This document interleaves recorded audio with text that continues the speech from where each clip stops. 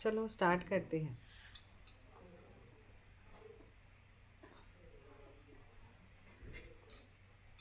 Am I audible, Vaishali?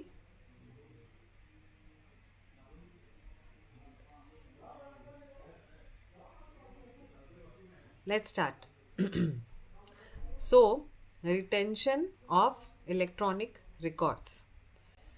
Retention of electronic records मतलब ये जो इलेक्ट्रॉनिक रिकॉर्ड्स हैं, जो इलेक्ट्रॉनिक कॉन्ट्रैक्ट होंगे, इलेक्ट्रॉनिक एग्रीमेंट्स होंगे या इलेक्ट्रॉनिक आपके पास किसी भी तरह का रिकॉर्ड है, तो उसे कब तक रखना है और कितने टाइम तक उसको रखना मैंडेटरी होता है, ये हम देखेंगे इसमें।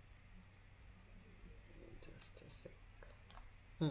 So, the documents, records, or information which to be retained for any specified period shall be deemed to have been retained if same is retained in electronic form.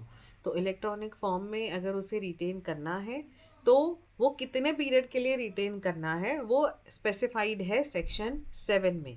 जैसे कि the information remain accessible so as to be usable subsequently. तो वो क्यों रखते हैं electronic form में data? ताकि उसको सब्सिक्वेंटली बाद में यूज़ किया जा सके।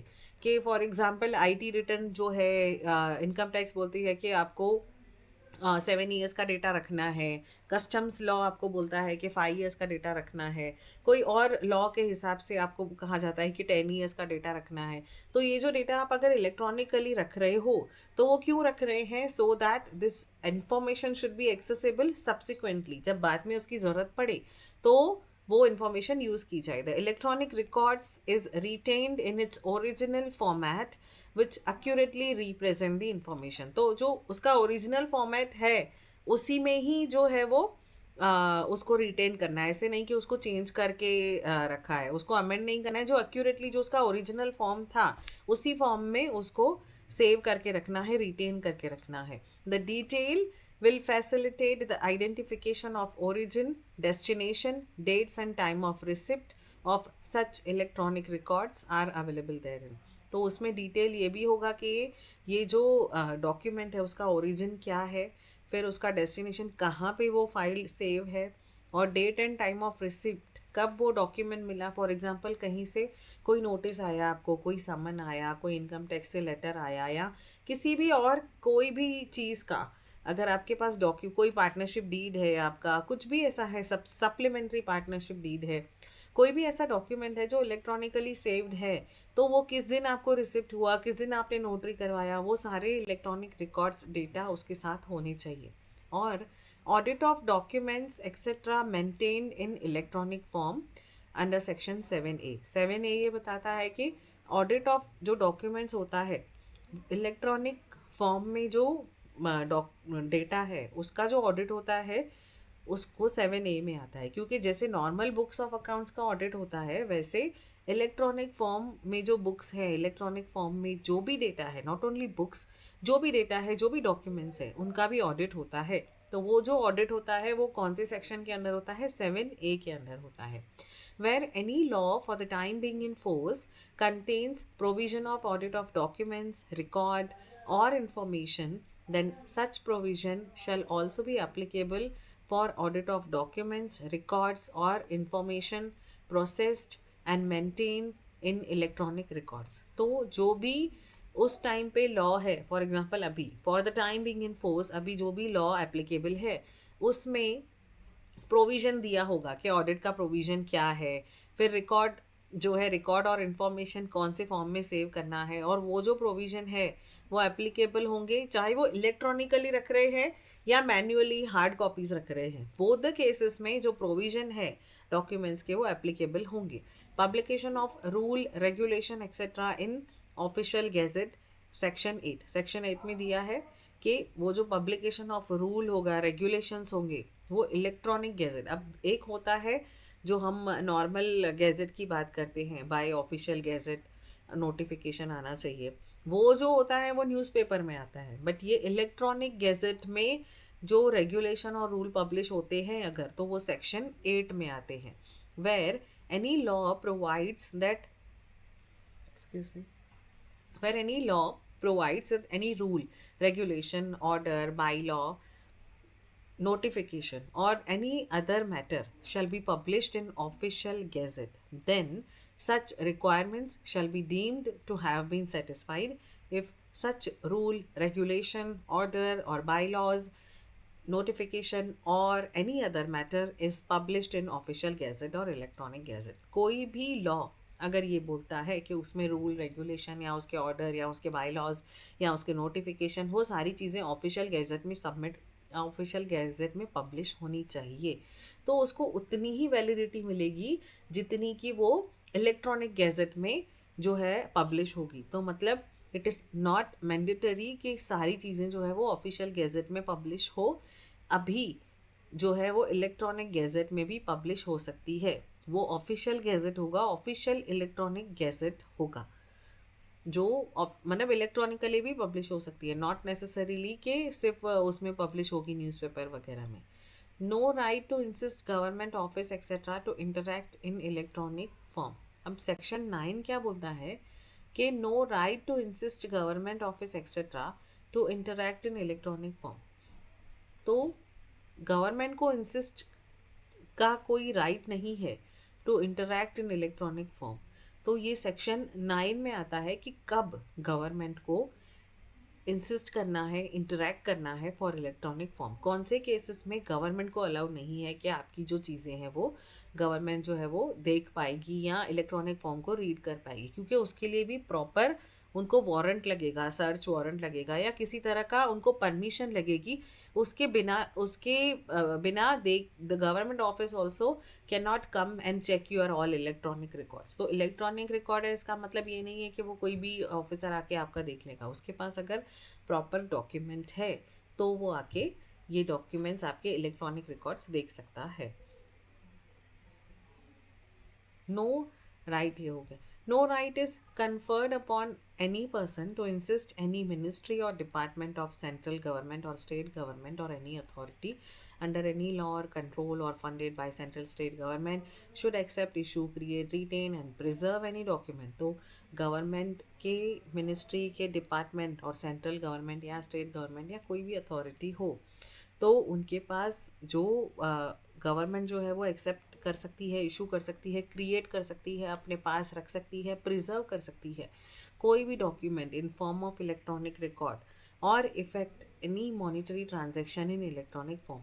कोई भी इलेक्ट्रॉनिक फॉर्म में मॉनिटरी ट्रांजेक्शन हुआ है, कहीं नेट बैंकिंग से पेमेंट हुई है, कुछ भी ऐसा इलेक्ट्रॉनिक रिकॉर्ड अगर गवर्नमेंट चाहे तो वो रख सकती है। और no right is conferred to upon any person. किसी पर्सन के पास ये राइट नहीं है कि वो गवर्नमेंट को इंसिस्ट करे कि आप ये मॉनेटरी ट्रांजैक्शन अपने पास रखो या ये जो है आप प्रिजर्व करो या ये जो है आप देखो। ये सिर्फ गवर्नमेंट के पास ही ये सब्सटेंशियल पावर्स है, ये सिर्फ गवर्नमेंट के पास ही पावर्स है कि गवर्नमेंट को ही राइट है अंडर सेक्शन, इसमें सेक्शन नहीं दिया है तो से ये 9 में ही आ जाएगा मुझे लगता है कि उस सेक्शन में गवर्नमेंट को, सेंट्रल गवर्नमेंट को, मिनिस्ट्री को, डिपार्टमेंट को ही पावर है कि वो डायरेक्टली इशू कर सकते हैं, कोई भी इलेक्ट्रॉनिक डॉक्यूमेंट रिटेन कर सकते हैं, क्रिएट कर सकते हैं, प्रिजर्व कर सकते हैं। जो सारे उसके रिलेटेड राइट्स हैं वो सेंट्रल गवर्नमेंट के पास है। कोई भी पर्सन जाके गवर्नमेंट और या मिनिस्ट्री को इंसिस्ट नहीं कर सकता है कि आप इस कंपनी के डॉक्यूमेंट्स जाके चेक करो या आप इस कंपनी के डॉक्यूमेंट्स प्रिजर्व कर लो या आप इस कंपनी के डॉक्यूमेंट्स जाके ले लो और अपने ताबे में रख लो। ऐसा कोई भी इंसिस्ट नहीं कर सकता, ऐसा राइट किसी भी पर्सन को नहीं दिया गया है। ये सिर्फ सब्सटेंशियल पावर्स हैं। Power to make rules by central government in respect of electronic signature. तो इलेक्ट्रॉनिक सिग्नेचर के अंडर ही डिजिटल सिग्नेचर आता है एज पर न्यू लॉ। तो इलेक्ट्रॉनिक सिग्नेचर, डिजिटल सिग्नेचर, इसके रिलेटेड जो भी पावर्स हैं, इसके रिलेटेड जो भी रूल्स हैं जो सेंट्रल गवर्नमेंट ने बनाए हैं, तो वो पावर किसको दिया है? सेंट्रल गवर्नमेंट को। मतलब इलेक्ट्रॉनिक सिग्नेचर के रिलेटेड रूल्स कौन बनाएगा? Central government. और ये कौन कहता है? सेक्शन 10 कहता है। सेक्शन 10 कहता है कि डिजिटल सिग्नेचर्स वैलिड हैं, कहाँ वैलिड नहीं हैं, वो सब डिटेल्स जो है वो पावर दिया है सेंट्रल गवर्नमेंट को अंडर सेक्शन 10। सेंट्रल गवर्नमेंट में prescribe the type of electronic signature, the manner and format in which electronic signature should be affixed। तो ये सेंट्रल गवर्नमेंट डिसाइड करेगी कि कौन से फॉर्मेट में, कौन से मैनर में इलेक्ट्रॉनिक सिग्नेचर जो है वो अफिक्स होगा. The manner which facilitates identification of a person affixing the electronic signature. तो ये मैनर भी कि कौन से तरीके से जो इलेक्ट्रॉनिक सिग्नेचर है वो अफिक्स करना है, सो दैट उस बंदे का आइडेंटिफिकेशन भी दिखे. जो इलेक्ट्रॉनिक सिग्नेचर कर रहा है उसका आइडेंटिफिकेशन तो पता चलना चाहिए. बस ऐसे ही साइन हो गया तो इलेक्ट्रॉनिक जो भी साइन होता है उसमें भी उस बंदे का नाम होता है कि signed by, digitally signed by so and सो. तो इलेक्ट्रॉनिक सिग्नेचर के टाइम पे भी क्या मैनर होना चाहिए जिसमें उस पर्सन का आइडेंटिफिकेशन दिखे, या फिर आइडेंटिफिकेशन लिखा हुआ हो उसके ऊपर ही वो साइन कर सकता है. जहाँ पे लिखा है कि डायरेक्टर या मैनेजिंग डायरेक्टर, जो भी उसका अथॉरिटी है, कंपनी सेक्रेटरी, तो जो भी उसका डेजिग्नेशन है वो लिखा जाएगा और उसके ऊपर ही उसका इलेक्ट्रॉनिक सिग्नेचर आएगा. तो ये जो भी रूल्स हैं वो सेक्शन 10 में सेंट्रल गवर्नमेंट बनाती है.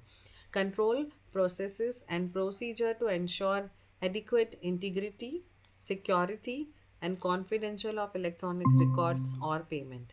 तो ये भी सेंट्रल गवर्नमेंट के अंडर आता है कि वो कंट्रोल करेगी प्रोसेस को और प्रोसीजर को कि एडिक्वेट इंटीग्रिटी फॉलो हो. जो इंटीग्रिटी है वो फॉलो हो, मतलब जो सच्चाई है, जो ये बोल सकते हैं कि मॉरल वैल्यूज़ है वो फॉलो हो, सिक्योरिटी फॉलो हो और कॉन्फिडेंशियल हो इलेक्ट्रॉनिक रिकॉर्ड्स का और पेमेंट्स का भी. कोई किसी को पेमेंट कर रहा है तो वो डेटा जो है वो एनक्रिप्टेड हो, कोई भी उसको मतलब आम इंसान कोई उसको ये नहीं देख नहीं पाए कि किसने किसको कितना पेमेंट किया. तो ये सब सिक्योर करना भी सेंट्रल गवर्नमेंट का पावर है.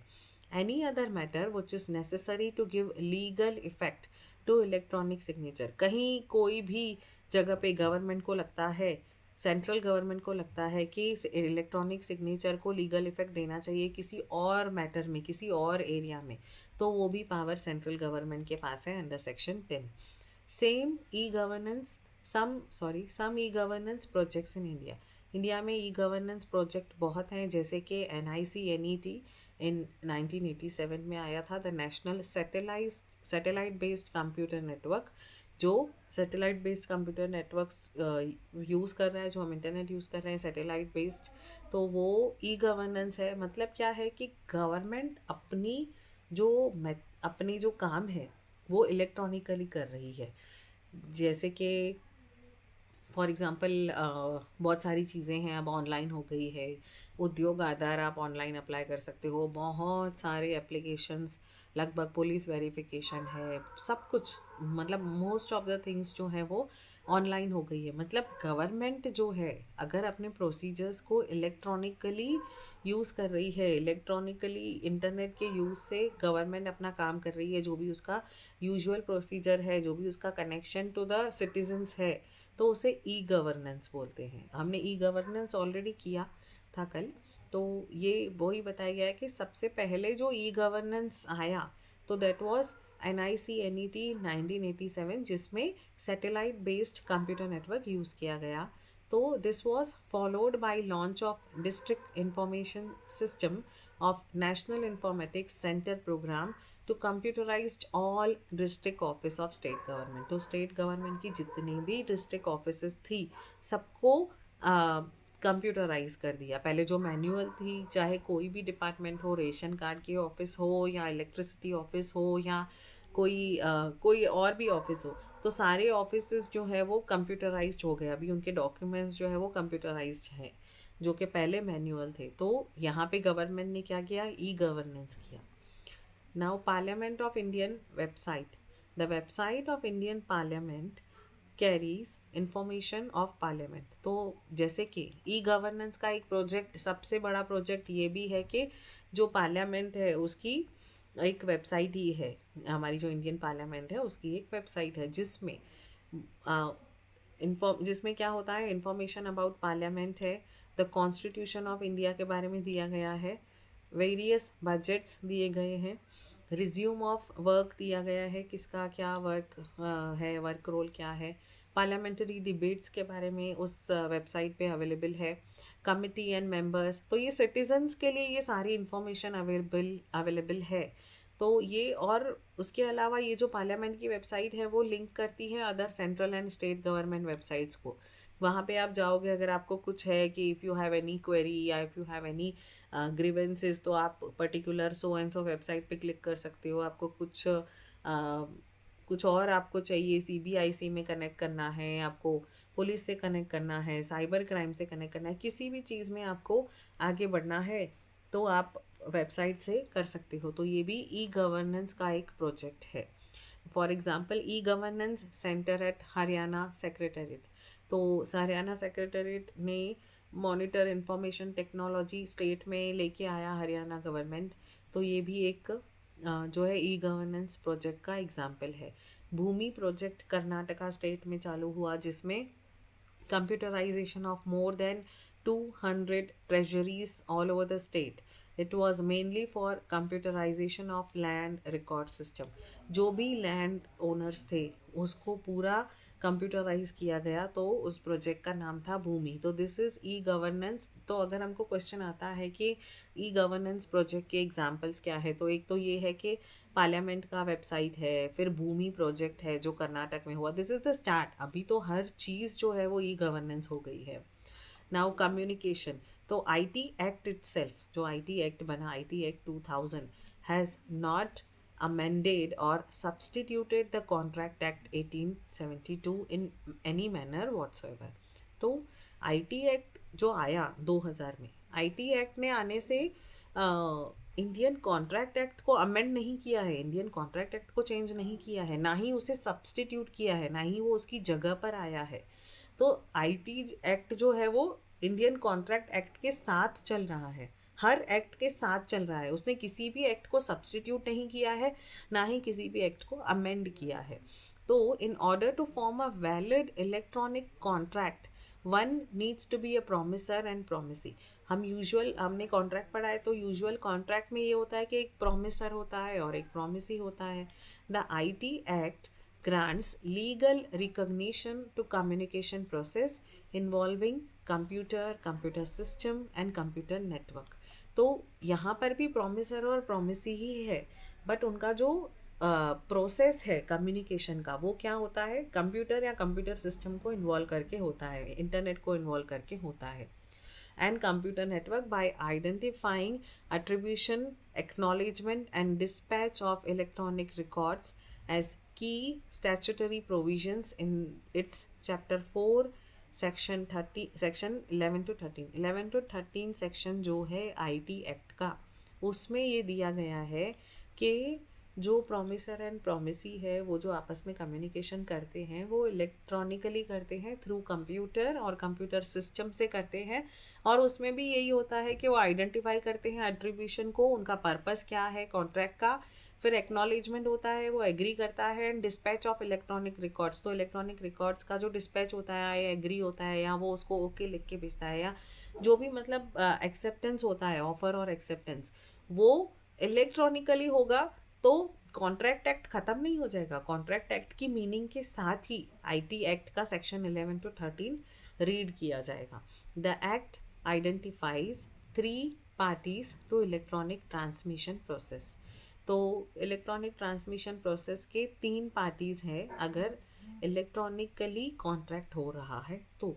एक होगा ओरिजिनेटर जो ऑफ़र देगा, फिर होगा इंटरमीडियरी जो जिसके थ्रू ऑफ़र जाएगा, और एक होगा एड्रेसी, एड्रेसी जिसके पास ऑफ़र जाएगा और जो एक्सेप्ट करेगा, जिसके लिए ऑफ़र जा रहा है, मतलब जिसको एड्रेस कर रहे हैं, तो addressee. The categories originator, intermediary, addressee facilitate end to end communication process. तो इन तीनों में end to end communication process होगा, ऑफ़र आएगा और ऑफ़र पहुंचेगा, तो पूरा end to end communication process complete होगा। और यहाँ पे अट्रीब्यूशन ऑफ इलेक्ट्रॉनिक रिकॉर्ड्स होगा सेक्शन 11 में। ये जो सब है इलेक्ट्रॉनिक रिकॉर्ड्स सेव होंगे, जो उसका रीजनिंग होगा वो सेक्शन 11 में आएगा। An electronic record shall be attributed to originator A.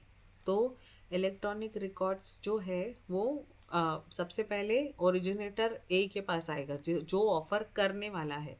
It was sent by originator himself, सबसे पहले उसके पास खुद के पास उसका रीजनिंग, उसका की जो उसको भेजना है सामने वाले को वो होना चाहिए, क्योंकि जो ऑफ़र भेज रहा है तो यहाँ पे वर्बली तो ऑफ़र भेजना ही ना है, ना ही वो मेल, ना ही वो लिख के भेज रहा है लेटर पे, वो या तो मेल भेज रहा है या तो वो किसी और इलेक्ट्रॉनिक तरीके से भेज रहा है।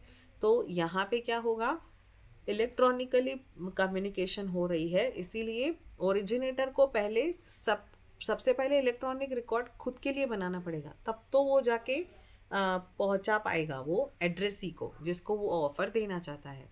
जैसे कि फॉर एग्ज़ाम्पल अगर अमेज़ॉन है, तो अमेज़ॉन खुद ओरिजिनेटर है, अगर वो ऑफ़र दे रही है लोगों को कि ये प्रोडक्ट्स मेरे पास अवेलेबल है, तो सबसे पहले उससे अट्रीब्यूट करना पड़ेगा इलेक्ट्रॉनिक रिकॉर्ड से, खुद को रजिस्टर करना पड़ेगा या किसी पर्टिकुलर सॉफ्टवेयर में आना पड़ेगा, इलेक्ट्रॉनिकली खुद को अवेलेबल करना पड़ेगा to be a originator.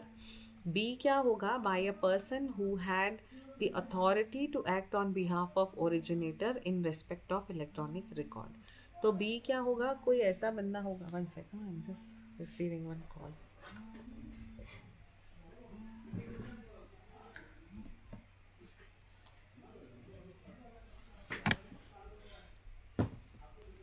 B होगा by a person who had authority to act on behalf of originator. तो ऑन बिहाफ ऑफ ओरिजिनेटर जो जिसके पास अथॉरिटी है, ओरिजिनेटर के बिहाफ पे जिसके पास अथॉरिटी है कि वो इलेक्ट्रॉनिक रिकॉर्ड को पहुंचा सकता है, कैरी कर सकता है, तो वो होगा इंटरमीडियरी, जो बीच में होगा इनके। फॉर एग्ज़ाम्पल हम बोले कि अभी अमेज़ोन पे जो प्रोडक्ट्स हैं वो अमेज़ोन खुद तो नहीं बना रही है। फॉर एग्ज़ाम्पल कि सैमसंग का मोबाइल है, तो यहाँ पे सैमसंग अगर ओरिजिनेटर है तो उन्होंने हायर किया है फ्लिपकार्ट और अमेज़ोन को, तो अमेज़ोन क्या हो गया, इंटरमीडियरी हो गया, जो कि अथॉरिटी है, जो कि ओरिजिनेटर के बिहाफ पे प्रोडक्ट को सेल कर सकता है, ओरिजिनेटर के बिहाफ पे जो है वो ऑफ़र को प्रेजेंट कर सकता है टू द एड्रेसी। तो इंटरमीडियरी जो है वो इलेक्ट्रॉनिक ट्रांसमिशन प्रोसेस में होगा, और by an information system programmed by or on behalf of originator to operate automatically।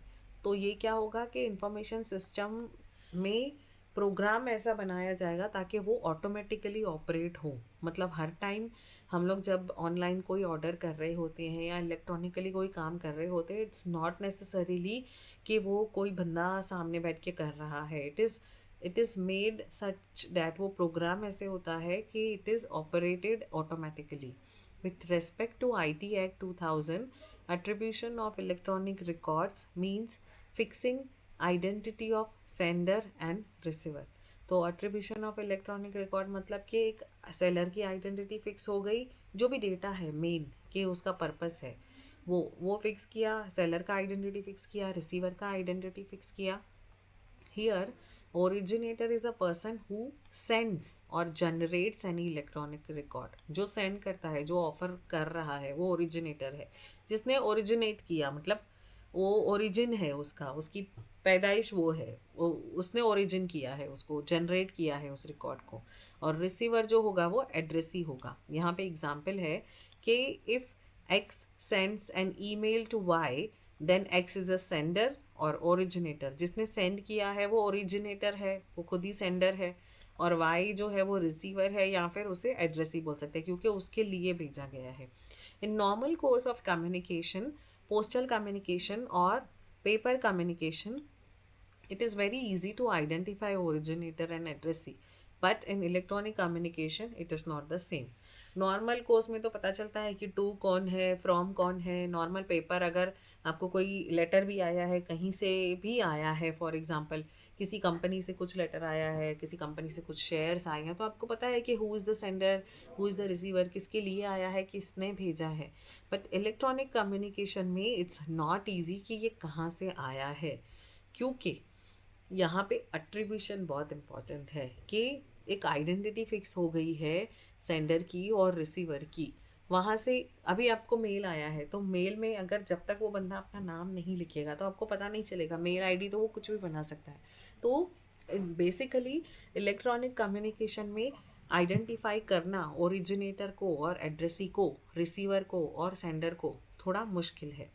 The electronic record can be sent by originator himself, वो खुद भी भेज सकता है जो इलेक्ट्रॉनिक रिकॉर्ड है, मतलब जो ऑफरी है या फिर हम जो बोलेंगे सेंडर है, ओरिजिनेटर है, वो ओरिजिनेटर खुद भी भेज सकता है इलेक्ट्रॉनिक रिकॉर्ड, या फिर वो किसी और पर्सन को ऑथोराइज कर सकता है। जैसे हमारे केस में कि सैमसंग अगर ओरिजिनेटर है तो वो हो सकता है वो खुद भी भेजे, खुद भी भेज सकता है अपने प्रोडक्ट्स अपने पोर्टल पे, या वो अमेजोन जैसी किसी और मीडिएटर को, इंटरमीडियरी को असाइन कर सकता है ये काम कि वो इलेक्ट्रॉनिक रिकॉर्ड को आगे प्रोसेस करे।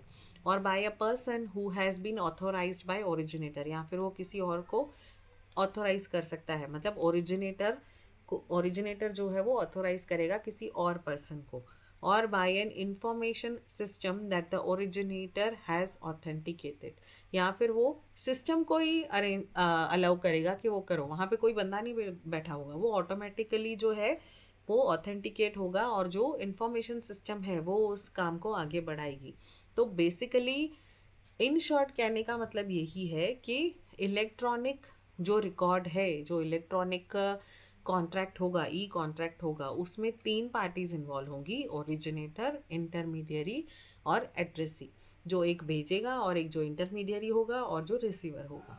तो इनके सेक्शन नंबर भी यहाँ पे दिए हैं, section 21ZA, section 21WZ, section 21B, तो ये सब उसमें दिया है। और ये सेक्शन 11 बताता है आईटी एक्ट जो है 2000, वो इंडियन कॉन्ट्रैक्ट एक्ट को सब्सटीट्यूट नहीं कर रहा है, अमेंड नहीं कर रहा है, वो उसके साथ ही चल रहा है, उसमें भी वही सिस्टम फॉलो हो रहा है, जो प्रोमिसर, प्रोमिसी, ऑफर, एक्सेप्टेंस सब वही है, सिर्फ कम्युनिकेशन प्रोसेस जो है वो इलेक्ट्रॉनिक होगा, थ्रू कंप्यूटर या थ्रू कंप्यूटर सिस्टम होगा।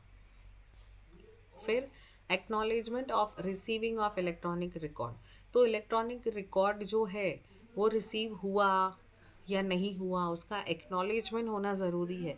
कोई पेपर आपको आता है तो वो पोस्टल आपका साइन लेके जाता है पोस्टमैन, कि आप पता चल सकता है कि वो आपको मिला या नहीं मिला, बट इलेक्ट्रॉनिक रिकॉर्ड आपको मिला या नहीं मिला तो वो उसका एक्नॉलेजमेंट जो है, यू से कि येस आई रिसीव दैट, तो वो सेक्शन 12 में आता है। If the originator has not specified any specific mode of acknowledgement, अभी फॉर एग्जांपल मैंने कोई मेल भेजा किसी क्लाइंट को और मैंने लिखा कि अगर आपको ये टर्म्स मंजूर है, अगर आपको ये मेरी चीज़ें जो मेरा जो कंसल्टेंसी चार्जेस है वो आपको मंजूर है, तो आप मुझे मेल पे रिप्लाई करिए और ओके लिख के भेजिए और अप्रूव्ड लिख के भेजिए। तो मैंने बताया है कि मेरा मोड ऑफ एक्नॉलेजमेंट क्या होगा, तो ओरिजिनेटर को बताना है कि मुझे कैसे एक्नॉलेजमेंट चाहिए। आप येस लिख के भेजो, या आप डायरेक्टली आप लिख रहे हो क्लाइंट को कि if you agree to these terms and condition please sign the below acceptance letter, please sign the below engagement letter, please sign the offer letter given by me. आप अगर किसी को जॉब दे रहे हो तो आपको, आप कंपनी हो तो आप जिस कैंडिडेट को जॉब दे रहे हो तो आप उसको लिखोगे कि we offer you salary of 85,000 rupees per month, if you accept to it please send your salary slip of last company, या फिर sign the offer letter and send it back to us. तो किसी भी तरह का हमने acknowledgement का process बताया है, स्पेसिफिक मोड बताया है कि किस मोड से आपको एक्नॉलेजमेंट करना है। तो ओरिजिनेटर हैज़, जहाँ पे ओरिजिनेटर ने कोई मोड ही नहीं बताया है, if originator has not specified any specific mode of acknowledgement, मैंने कुछ बताया ही नहीं है कि आपको एक्नॉलेज कैसे करना है, बस मैंने मेल दे दिया कि these are my charges and these are my terms and conditions, मैंने कुछ भी नहीं लिखा कि आपको कैसे एक्नॉलेजमेंट करना है। तो an act by addressee that he has received the electronic record, the acknowledgement can be given by written mail, जहाँ पे कुछ दिया नहीं हुआ है तो ऐसे केस में जिसको मेल गया है वो क्या करेगा, मेल रिटर्न करेगा, और मेल रिटर्न करेगा मतलब उस मेल पे रिप्लाई करेगा, और वो ऑटोमेटिक रेस्पॉन्स भी हो सकता है कि वी रिसीव्ड योर मेल, या फिर वो खुद अपना एक्नॉलेजमेंट दे सकता है कि yes charges are approved, okay please go ahead, या फिर वो बोलेगा please give us some concession. तो किसी भी तरह का उस पर रिप्लाई करना एज गुड एज एक्नॉलेजमेंट होगा, जहाँ पे एक्नॉलेजमेंट का कोई स्पेसिफिक मोड नहीं दिया गया है। अगर स्पेसिफिक मोड दिया गया है तो वही फॉलो होगा। अभी एग्जाम्पल दिया है, when a person receives N email by state agent for real estate properties, the person can send you a thank you mail or can send an automatic reply. तो अगर रियल एस्टेट से आपको mail आया है कि ये properties available है, इनका इतना इतना प्राइस है, तो आप क्या लिखोगे? Thank you. ये आपका थैंक यू लिखना भी एज गुड एज ये है कि आपने एक्नॉलेज किया, आपने उसको बताया कि यस रिसीव्ड, वेल रिसीव्ड लिखा, एक्नॉलेज किया, thank you for your mail लिखा, या आपने एक ऑटोमेटिक रिप्लाई सेट रेडी करके रखा है कि कोई भी आपको मेल आएगा तो आपने ऑटोमेटिक रिप्लाई आपका खुद ही चला जाएगा सिस्टम से, तो वो भी एज गुड एज एक्नॉलेजमेंट ही भी है। और can show interest in offer, या फिर आप ये भी बोल सकते हो कि हाँ ठीक है, इसमें से जो प्रॉपर्टी है ए और बी या फर्स्ट एंड सेकेंड प्रॉपर्टी है वो आप मुझे बताइए कभी विजिट कर सकता हूँ, तो ये भी एक एक्नॉलेजमेंट है। तो देयर आर 3 ऑप्शंस है एक्नॉलेजमेंट के, आइदर यू से अ मेल कि थैंक यू, वेल रिसीव्ड, या कुछ भी, या फिर ऑटोमेटिक रिप्लाई दे दो, या तो फिर आप अपना इंटरेस्ट दिखा दो कि हाँ ये मुझे इंटरेस्ट है, ये प्रॉपर्टी देखने में इंटरेस्ट है। तो there can be many ways, not only 3 ways, but there can be many ways of showing acknowledgement, but वो दिखना चाहिए, वो एक्सप्रेस्ड होना चाहिए। वो मेल के केस में ऐसा नहीं होगा कि वो जो भी आपके सामने वाली पार्टी है वो अज्यूम नहीं करेगी कि आपको मेल मिला ही होगा और आपने पढ़ा ही होगा। If the originator has specified a format and time period of sending acknowledgement, then addressee must send the acknowledgement in that format. लेकिन अगर originator ने किसी फॉर्मेट में acknowledgement की मांग की है, मतलब मैंने क्लाइंट को लिखा है कि आपके लेटर हेड पे ही मुझे ये एक्नॉलेजमेंट चाहिए, या फिर मेरा जो मैंने आपको भेजा है फॉर्म उस पर आपका साइन और स्टैम्प चाहिए ही, तो मैंने अगर कोई मोड या कोई फॉर्मेट बताया तो उसी फॉर्मेट में आना चाहिए। या फिर मैंने ये बताया कि 3 दिन के अंदर आपको ये बताना, नहीं तो मेरे चार्जेस चेंज हो जाएंगे, तो ये टाइम पीरियड एक्नॉलेजमेंट हुआ। तो टाइम पीरियड भी हो सकता है, फॉर्मेट भी हो सकता है, वो ओरिजिनेटर बताएगा कि मुझे इस तरह से एक्नॉलेजमेंट चाहिए। Then addressee must send the acknowledgement in that format within the given time period, उस टाइम पीरियड में उसको देना है और जैसे बताया गया है वैसे देना है। Otherwise the originator can send a notice to addressee stating no acknowledgement was received. यहाँ पे वो नोटिस मतलब कोई लीगल नोटिस नहीं भेजेगा, वो सिर्फ उसको नोटिस कराएगा, ध्यान दिलाएगा कि kindly revert on the mail, इसका मुझे कुछ रिप्लाई नहीं आया, ऐसा। तो वो उसे बताएगा कि अब तक एक्नॉलेजमेंट नहीं आया है, अगर नहीं दिया तो। Now acknowledgement of receiving of electronic, ये वही है, वापस रिपीट हुआ है इसमें। Now time and place of dispatch of electronic record, तो वेरी सॉरी, तो save as otherwise agreed to between the originator and the addressee, the dispatch of an electronic record occurs when it enters a computer resource outside the control of originator. तो decide क्या होगा कि time and place of dispatch of electronic record क्या होगा। अगर ये postal letter होता तो हमें पता चल जाएगा कि date of receipt of the letter, जब आपको लेटर हाथ में मिला आप बता दोगे कि ये मेरा डिस्पैच है नॉर्मल पेपर का। लेकिन इलेक्ट्रॉनिक रिकॉर्ड का डिस्पैच टाइम एंड प्लेस कैसे पता चलेगा? वो कैसे पता चलेगा कि जैसे ही ओरिजिनेटर के कंट्रोल के बाहर गया, मतलब मैंने सेंड बटन दबाया, तो वो ही उसका डिस्पैच का टाइम होगा, क्योंकि इट इज़ अज्यूम्ड कि वो उसको तभी मिल गया होगा, या मिल जाएगा 5 मिनट में 2 मिनट में मिल जाएगा। अभी इलेक्ट्रॉनिकली है तो उसको टाइम तो लगना ही नहीं है। तो save as otherwise agreed between the originator and addressee, या तो फिर ओरिजिनेटर और एड्रेसी ने पहले से ही डिसाइड किया है कि आप भले ही मुझे ये जो ऑफर है जब भेजोगे, लेकिन इसका डिस्पैच कब अज्यूम होगा, जिस दिन मुझे ये गुड्स मिलेंगे या जिस दिन मुझे ये सर्विसेज मिलेगी। आपस में डिसाइड किया है तो ऑब्वियसली वही होगा, क्योंकि contract is all about the 2 parties. Contract में किसी थर्ड पर्सन को कुछ लेना देना नहीं है, अनलेस वो अगर कुछ गलत कर रहे हैं या फिर एनफोर्सेबल बाय लॉ नहीं है, या कहीं पे वो कॉन्ट्रैक्ट टूट रहा है और वो कोर्ट की मदद ले रहे हैं, तो अलग बात है। But ultimately it is between 2 parties, और अगर 2 पार्टीज डिसाइड कर रहे हैं आपस में, उनका जो भी कॉन्ट्रैक्ट है, किसी भी तरह का एग्रीमेंट है, उन्होंने डिसाइड किया है कि उसका time and place of dispatch क्या होगा। अगर वो सर्विसेज के बारे में है तो वो डिसाइड कर सकते हैं कि जो सर्विसेज हैं वो कब मिलेंगी और किस दिन से पैसे देने हैं मुझे, कब ये कॉन्ट्रैक्ट कब से वैलिड होगा। तो इलेक्ट्रॉनिक रिकॉर्ड में कि अगर save as otherwise agreed between, अगर उन दोनों में एग्रीड हुआ है, तो dispatch of electronic record occurs when it enters computer resource outside the control of originator. तो डिसाइड हुआ है तो ठीक है, अदरवाइज अगर डिसाइड नहीं हुआ है तो क्या अज्यूम किया जाएगा कि उसको कब मिल गया है वो इलेक्ट्रॉनिक रिकॉर्ड? जैसे ही ओरिजिनेटर के कंट्रोल से बाहर चला गया, उसने सेंड बटन दबा दिया है, एट दैट मीन्स कि उसको मिल गया है। Same as otherwise agreed between originator and addressee, मतलब हमेशा ये तो होगा ही। Save as otherwise agreed between मतलब उन दोनों में एग्री हुआ है तो ठीक है। उसके अलावा the time of receipt of electronic record shall be determine, तो टाइम ऑफ रिसिप्ट क्या डिसाइड होगा? कि आपस में एग्री हो गया है तो ठीक है कि इस दिन से हम तारीख नक्की करेंगे, या इस तारीख से ये कॉन्ट्रैक्ट वैलिड है, या इस दिन से मुझे कार्गो मिलेगा, इस दिन पे मुझे गुड्स मिलेंगे, इस दिन पे मुझे मोबाइल डिलीवर होगा, जो भी है आपस में डिसाइड हुआ है तो कोई बात ही नहीं है। लेकिन डिसाइड नहीं हुआ है तो उस इलेक्ट्रॉनिक रिकॉर्ड का टाइम ऑफ रिसिप्ट क्या कंसिडर किया जाएगा? तो इसमें यहाँ पे कंडीशंस दी है कि if addressee has designated a computer resource for purpose of receiving electronic records, अगर उसने कंप्यूटर रिसोर्स से इलेक्ट्रॉनिक रिकॉर्ड रिसीव कर रहा है, कंप्यूटर से, मेल से वो इलेक्ट्रॉनिक रिकॉर्ड रिसीव कर रहा है, तो उस सिचुएशन में टाइम ऑफ रिसिप्ट क्या कंसिडर होगा?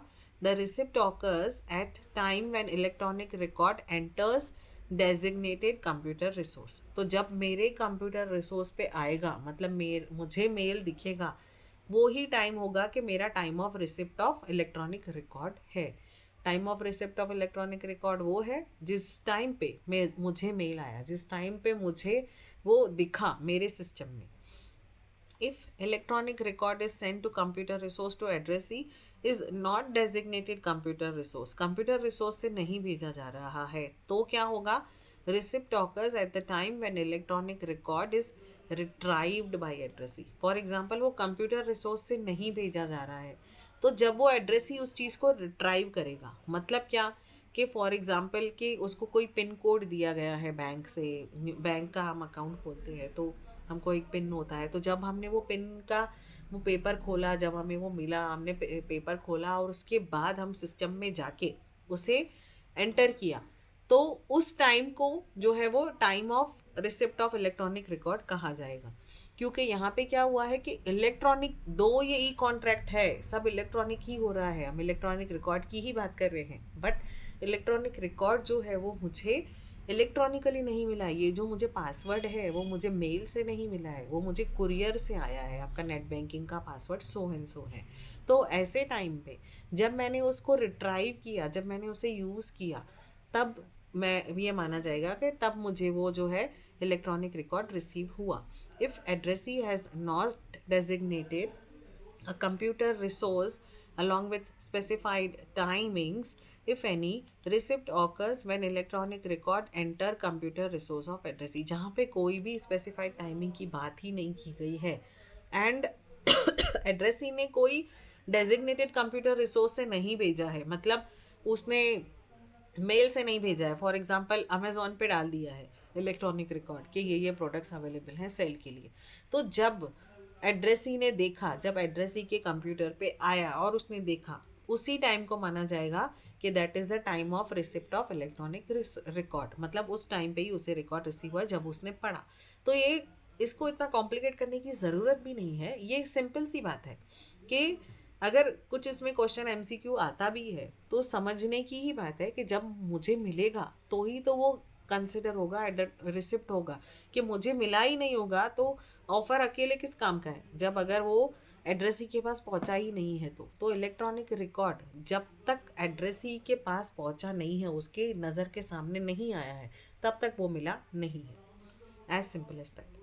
अब ये सेक्शन 13 फिर से दिया है कि save as otherwise agreed to between originator and addressee, electronic record is deemed to have been dispatched at a place where originator has his place of business। तो इलेक्ट्रॉनिक रिकॉर्ड के लिए ये तो हमने टाइम की बात की कि कब मिला, लेकिन प्लेस की बात क्या होगी? अब उसका लैपटॉप जहाँ है वो ही उसका प्लेस है।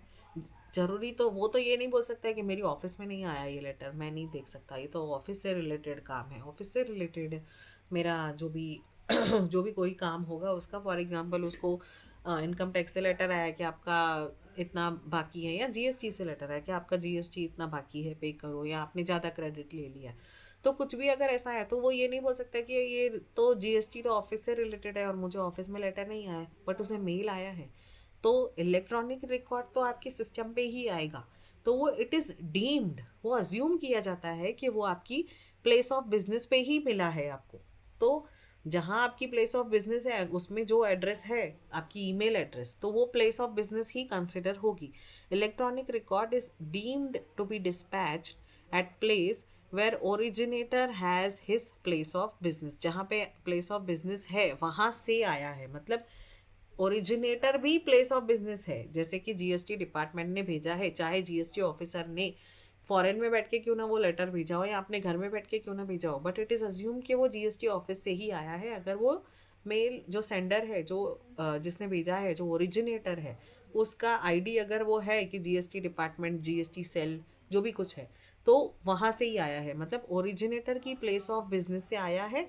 और it is deemed to be received at a place where addressee has is place of business. मतलब place of business of originator से place of business of addressee तक आया है, ये प्लेस डिसाइड होगा जो है इलेक्ट्रॉनिक रिकॉर्ड का। क्योंकि इलेक्ट्रॉनिक रिकॉर्ड एक्चुअली उसके प्लेस ऑफ ऑफिस से शायद ना भी आया हो, और एक्चुअली इसकी प्लेस ऑफ ऑफिस पे शायद रिसीव ना भी हुआ हो, क्योंकि ये इलेक्ट्रॉनिक है, ये मेल से आया है या किसी और इलेक्ट्रॉनिक मीडिया से आया है।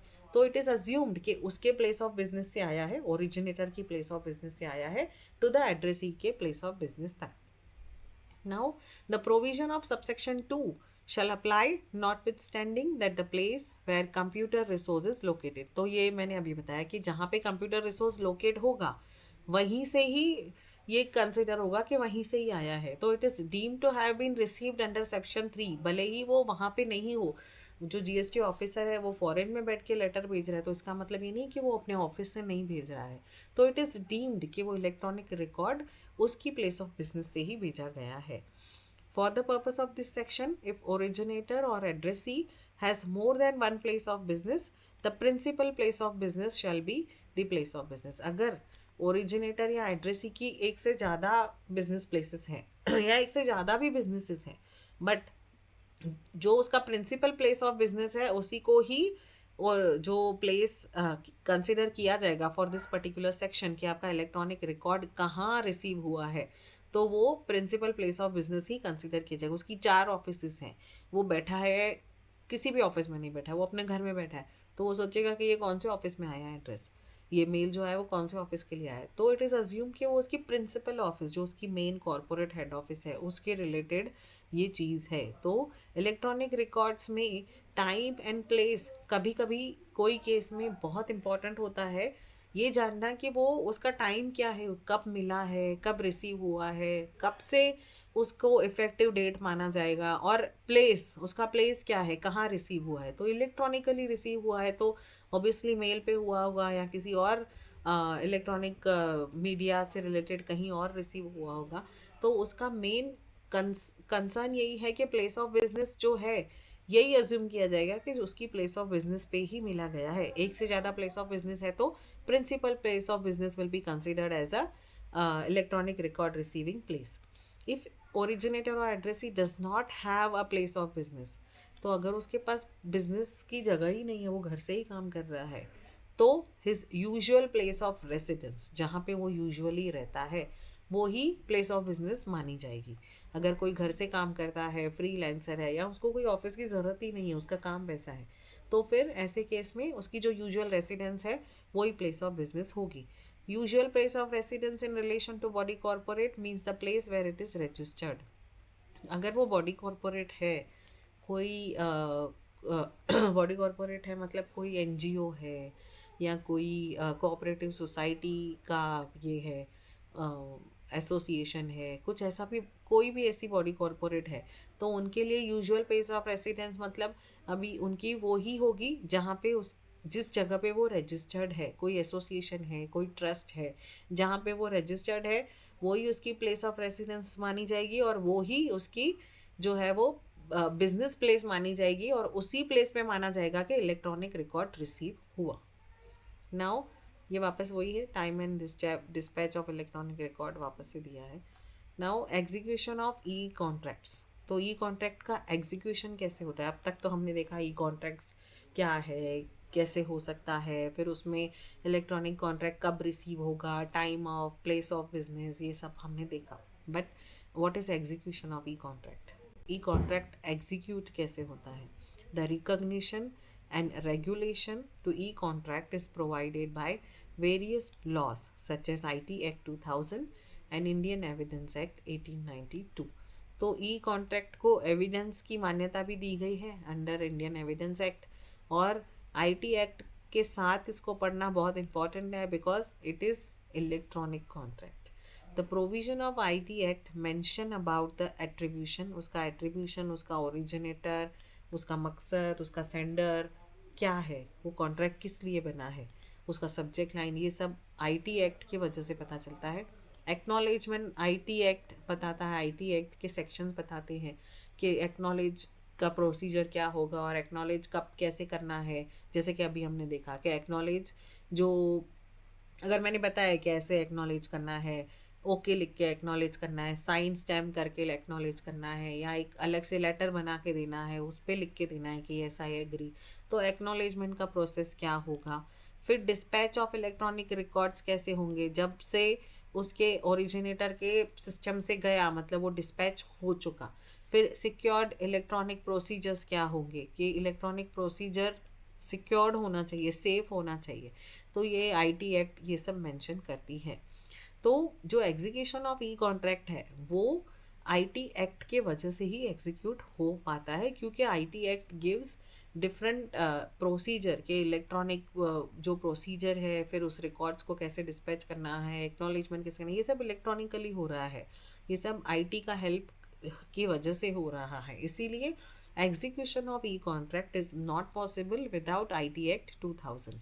The IT Act recognizes the basic features of contract such as communication of proposals, acceptance of proposals, revocation of proposals. तो IT Act recognize करती है बेसिक चीज़. कॉन्ट्रैक्ट बेसिकली क्या बोलता है कि एक तो प्रपोजल जो है वो कम्युनिकेट होना चाहिए.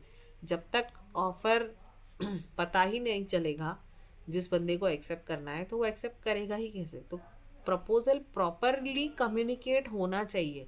ऐसे नहीं कि मैंने समझ लिया, वैसा नहीं होता है. कोई प्रपोजल ऐसे भी होते हैं जहाँ पे बोलने की ज़रूरत नहीं है. फॉर एग्जांपल रिक्शा वाले को हम बोलेंगे कि कोई भी एरिया के लिए, फॉर एग्जांपल कि मुलुंड जाओगे क्या कुछ भी, तो वो हाँ बोलेगा. तो हाँ नहीं भी बोला, अगर हम बैठ गए तो मतलब वो जा रहा है, उसने कुछ बोला नहीं. तो यहाँ पे कम्युनिकेशन ऑफ प्रपोजल ज़रूरी नहीं है कि वो बोले हाँ होगा, या अगर मैं उससे कम्युनिकेट कर रही हूँ कि कितना लोगे एंड ऑल, तो communication of proposal is important whether expressed or implied. और अगर इलेक्ट्रॉनिक फॉर्म में है तो रिटर्न या फिर मेल से, या फिर ओके बटन से, या क्लिक से, किसी भी तरह का प्रपोजल का पहले कम्युनिकेशन होगा तो ही उसका एक्सेप्टेंस होगा. तो यहाँ पे अगर मैं क्लिक से या ओके से या मेल रिटर्न से बोल रही हूँ तो वो एक्सेप्टेंस की बात कर रही हूँ. तो सबसे पहले कम्युनिकेशन, प्रपोजल कम्युनिकेट होना चाहिए, तब जाके वो एक्सेप्ट होगा. या फिर वो रिवोकेशन होगा. रिवोकेशन मतलब कैंसिल हो जाएगा. जो प्रपोजल मुझे आया, मैंने नहीं माना कि मुझे इतने चार्जेस नहीं चलेंगे किसी पर्टिकुलर कंसल्टेंसी के लिए, अगर मुझे मेल आया है कि आपको वेबसाइट बना के देंगे और ये चार्जेस होगा, तो मैंने उस प्रपोजल को रिवोक कर दिया. मैंने बोला sorry I am not interested, या मैंने सिंपली इग्नोर कर लिया. तो it is as good as revocation of proposal. And acceptance, तो एक्सेप्टेंस को भी रिवोकेशन हो सकता है. फॉर एग्जाम्पल कि अगर किसी क्लाइंट ने मेरा प्रपोजल माना है कि चलो ठीक है कि 50,000 is okay for consultancy charges, लेकिन फिर मैंने उस एक्सेप्टेंस को रिवोक किया कि नहीं, I can not work with you, क्योंकि आपका जो है वो लीगली ये गलत है, आपकी कंपनी में ये सही नहीं हो रहा है, तो ऐसी कंपनी के लिए मैं काम नहीं करती हूँ. तो मैंने उस एक्सेप्टेंस को रिवोक किया, मतलब एक्सेप्टेंस को कैंसिल किया. या फिर मैंने खुद के ही एक्सेप्टेंस को कैंसिल किया. मैंने ओके लिखा था क्लाइंट को कि ठीक है मुझे चलेगा, फिर मैंने बोला नहीं नहीं मुझे नहीं चलेगा, मुझे कोई और कंसल्टेंट मिल गया है जो मुझे कम में ये करके दे रहा है. तो मैं अपने एक्सेप्टेंस को रिवोक भी कर सकती हूँ. एक बार एक्सेप्ट करने के बाद उसे कैंसिल करना इज रिवोकेशन. तो एज द केस में B which could be expressed either in electronic form or by means of electronic record. या फिर इलेक्ट्रॉनिक फॉर्म में वो कम्युनिकेट हो रही है ये सारी चीज़ें. प्रपोजल का कम्युनिकेट होना, प्रपोजल का एक्सेप्ट होना, प्रपोजल का एक्सेप्ट होने के बाद रिवोक होना, या प्रपोजल का ही रिवोकेशन होना मतलब कैंसिल हो जाना. तो ये सारी चीज़ें जो कम्युनिकेट हो रही है वो इलेक्ट्रॉनिक फॉर्म में हो रही है, तो वो ई कॉन्ट्रैक्ट है. Further recognition of contract is accorded under Indian evidence act. तो इंडियन एविडेंस एक्ट भी इसे अकॉर्ड करता है, इसे सपोर्ट करता है, या फिर इंडियन एविडेंस एक्ट को ये सपोर्ट करता है क्योंकि इलेक्ट्रॉनिक रिकॉर्ड्स को भी मान्यता है as a evidence in a court of law in any law for the time being in force. By the term document includes any information contained in electronic record which is printed on paper. Evidence Act usually क्या बोलता है कि जो भी paper पे printed है वो evidence की तरह माना जा सकता है, जो संभाला गया है, स्टोर्ड है या रिकॉर्डेड है या कॉपीड इन ऑप्टिकल और मैग्नेटिक मीडिया। तो ऑप्टिकल या मैग्नेटिक मीडिया मतलब फ्लॉपी में, डिस्क में, सीडी में या किसी पेन ड्राइव में, तो किसी भी मैग्नेटिक मीडिया में या ऑप्टिकल मीडिया में वो कॉपीड है या रिकॉर्डेड है या स्टोर्ड है या पेपर पे है, तो वो सारी चीज़ें एविडेंस में आती है। Such information are conformity with the conditions of section 65B of Act। तो इंडियन एविडेंस एक्ट की सेक्शन 65B ये कहता है कि ये जो इंफॉर्मेशन है ये कंफॉर्मिटी विद द कंडीशंस है। 65B में ये दिया गया है कि ये सारी जो चीज़ें हैं वो एज अ एविडेंस जो है वो एडमिसिबल है विदाउट एनी फर्दर प्रूफ। मतलब ये अपने आप में ही एक एविडेंस है, उसके अलावा एक्स्ट्रा प्रूफ की ज़रूरत नहीं है। तो shall be admissible in any proceedings without any further proof or production of original document before the concerned authority। मतलब अगर आपने इलेक्ट्रॉनिकली दिखा दिया अपना आधार तो ज़रूरी नहीं है आपको हर पेपर में दिखाने की ज़रूरत है। ये तो एक आधार का इम्पोर्टेंट एग्जाम्पल है। तो जब वो इंडियन एविडेंस एक्ट के सेक्शन 65B की बात कर रहे हैं तो उसमें ऐसा कंडीशन है कि एक बार ये जो एविडेंस आपने दे दी है तो उसके बाद उसको और सपोर्टिंग की ज़रूरत नहीं है, फर्दर प्रूफ की ज़रूरत नहीं है, further proof or production of original document की ज़रूरत नहीं है। That is having a as good as original का ही उसको मान्यता है। Shall be regarded as evidence in any content of original or any fact stated therein in which direct evidences would be admissible। किसी के मार्कशीट्स है, कुछ है, अगर वो ऑनलाइन है और वो दिख रही है सिस्टम में तो वो इलेक्ट्रॉनिकली दिख रही है तो उसको लीगल एविडेंस एक्ट में, इंडियन एविडेंस एक्ट में लीगल जो है उसको लीगैलिटी दी गई है। मतलब उस इलेक्ट्रॉनिक रिकॉर्ड को फर्दर किसी प्रूफ की और एडिशनल सपोर्ट की ओरिजिनल दिखाने की ज़रूरत नहीं है। कंक्लूजन क्या है? E-records, e-contracts are ideal to promote the rebuilding of business forms occurring at many companies, which includes a collection of advancement, procedures, business system that guide the instant exchange of data. तो obviously E contracts की वजह से easy हो गया है, जहाँ पे वो पेपर वर्क किसी को भेजो, फिर वहाँ से वो साइन करके आए, फिर हम उस पर स्टैम्प करें, फिर हम उसको भेजें। तो यहाँ पे बिजनेस को इजी करने के लिए, ईज ऑफ डूइंग बिजनेस को करने के लिए या रीबिल्डिंग बिजनेस फॉर्म करने के लिए, कोई भी तरह का प्रोसीजर को सिस्टमेटिकली इजी करने के लिए ई कॉन्ट्रैक्ट का जन्म हुआ है। ई कॉन्ट्रैक्ट की ज़रूरत पड़ी है या ई कॉन्ट्रैक्ट को इतना एम्पावरमेंट मिला है क्योंकि ये इजी कर देता है चीज़ों को और फास्ट होता है। दो E contract offer both advantages and disadvantages. From one point of view they decrease expenses. इसमें एक्सपेंसेस नहीं है, पेपर वर्क नहीं है, आपका टाइम बचता है, आप इंस्टेंटली किसी को अपना डिजिटली साइन किया हुआ पेपर भेज दोगे। Save time, enhance customer response, आपका कस्टमर रिस्पॉन्स इमीडिएटली आ जाएगा। आपने तुरंत भेज दिया प्रपोजल मेल पे और फिर उसने तुरंत एक्सेप्ट कर लिया तो आपका कस्टमर रिस्पॉन्स भी फटाफट आएगा। इम्प्रूव एडमिनिस्ट्रेशन क्वालिटी, आपकी जो एडमिनिस्ट्रेशन एक्सपेंसेस हैं या एडमिनिस्ट्रेशन की जो क्वालिटी है स्टाफ की वो भी इम्प्रूव होगी। आपके खुद के एडमिनिस्ट्रेशन की क्वालिटी इम्प्रूव होगी, आपके पास डेटा इजीली होगा, आपको जब चाहिए तो फाइल देखने निकालने की ज़रूरत नहीं है, आप उस पर्टिकुलर फोल्डर में जाके वो उसको देख सकते हो। बाय रिड्यूसिंग डेस्क टाइम आपका कम होगा। इन वे इट्स एक्सपांडिंग ऑटोमेशन, तो जितना ऑटोमेटेड करते जाएंगे उतना उसमें जो है वो उसका क्वालिटी इम्प्रूव होगा। किसकी वजह से? ई कॉन्ट्रैक्ट की वजह से। This is expected to increase the profitability and intensity of taking interest in businesses by offering extraordinary access to an online global commercial center with large number of customers and broad range of products and administration। तो इसीलिए इसमें profitability भी बढ़ती है, business का interest जो है वो एक्स्ट्रॉर्डनरी ऑनलाइन चीज़ें कर सकते हैं। ग्लोबल कमर्शियल सेंटर मतलब यहाँ तो छोड़ो, फॉरेन में भी अगर दुबई में या सिंगापुर में या ऑस्ट्रेलिया में या स्विट्ज़रलैंड में भी आपको किसी के साथ कॉन्ट्रैक्ट करना है, कॉन्ट्रैक्ट छोड़ो, कोई किसी भी तरह का एक्चुअली कॉन्ट्रैक्ट ही है, अगर कोई सेल परचेज है या किसी तरह का सर्विसेज का भी एग्रीमेंट है, तो अल्टीमेटली अगर वो एनफोर्सेबल बाय लॉ है तो वो कॉन्ट्रैक्ट ही है। तो कॉन्ट्रैक्ट करना है, कुछ भी करना है, तो वो आपका जो है वो ईजी हो जाता है बिकॉज ऑफ ई कॉन्ट्रैक्ट। तो इसमें प्रॉफिटेबिलिटी ऑफ कोर्स बढ़ती है।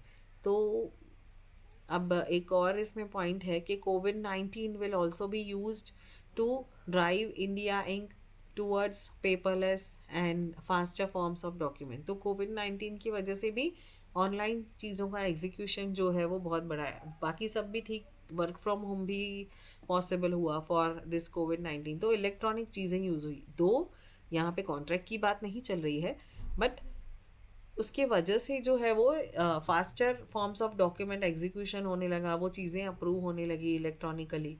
तो nonetheless, because the IT Act expressly state that only digital signatures and e-signs from Aadhaar are acceptable, foreign signatories who do not have digital signatures or e-signs from Aadhaar will be unable to sign. तो ई contract का एक ये भी है जो disadvantage बोल सकते हैं, डिसएडवांटेज या फिर ये फैसिलिटी नहीं है अब तक।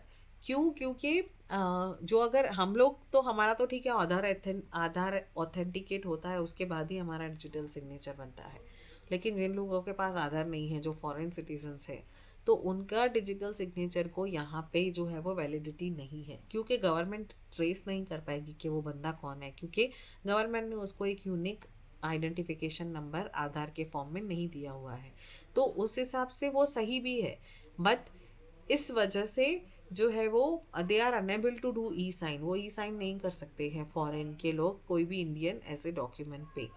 Through out this circumstance the world wide signatories can rely on signature technique. तो इस सर्कमस्टेंसेस को ध्यान में रखे हुए वर्ल्ड वाइड सिग्नेटरीज भी हैं जहाँ पे वर्ल्ड वाइड डिजिटल सिग्नेचर होते हैं, can rely on signature technique. तो वो सिग्नेचर टेक्निक है at their disposal to establish their validity through evidence. तो थ्रू वो अपनी जो वैलिडिटी है, जो अपना आइडेंटिटी है, जो बंदा ई साइन करने वाला है फॉरेन का, वो एक एविडेंस के साथ अपनी जो सिग्नेटरी है उसको वैलिड बना सकता है। जैसे कि ईमेल कम्युनिकेशन और parties activities to identify the intent. तो उसके इंटेंट को या फिर क्या होता है कि फॉर एग्जांपल कोई बंदा बाहर है, तो वो इंडिया के किसी बंदे को असाइन करता है जो उसके लिए ऑथोराइज साइन, मतलब वो खुद का डिजिटल सिग्नेचर करता है on behalf of that particular person. तो ऐसे करके वो एविडेंस दे के कहीं भी वो टाई अप करके वो काम किया जा सकता है। तो ई कॉन्ट्रैक्ट्स जो है मोर और लेस प्रॉफिटेबल है। And this completes